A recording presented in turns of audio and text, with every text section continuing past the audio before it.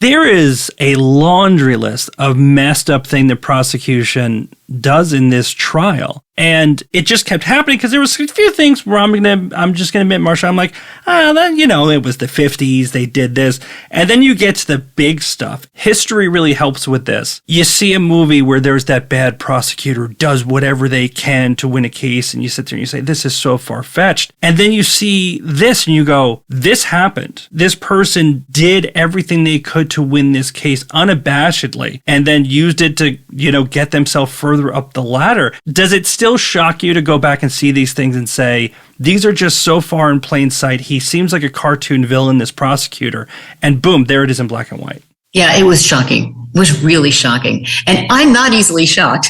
I've seen a lot of stuff. We would guess that, yes. But I didn't ever have the ability to go and watch other prosecutors do their thing, or very, very, very seldom, get to go and watch a closing argument. You don't have time. You're working your own cases. So, you don't see that sort of thing. And for the most part, it doesn't happen either.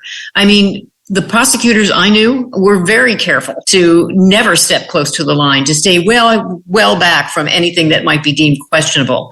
So it was absolutely shocking. And there were times that I'm reading the transcript page after page after page, and I stood up and I can't stand it. I could. Objection. I'm objecting. I'm objecting. Sustained. Great. I really lost my shit. So over and over again, I just got so upset. Let me tell you how much my friends loved being with me around then. Can you believe that?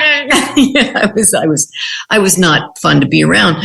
It was hard to believe that a prosecutor would be able to do that, especially knowing what they knew about what Barbara's true involvement was. Now, come on, are you kidding me? You really believe this little woman is the one who wielded the pistol and beat the shit out of this elderly woman? You really believe that? And the story that was told about that by their state's witness, the accomplice, was inherently unbelievable, as I point out in the book. And I actually did a physical experiment to show it doesn't work. It just, what he described is not possible. And they knew that.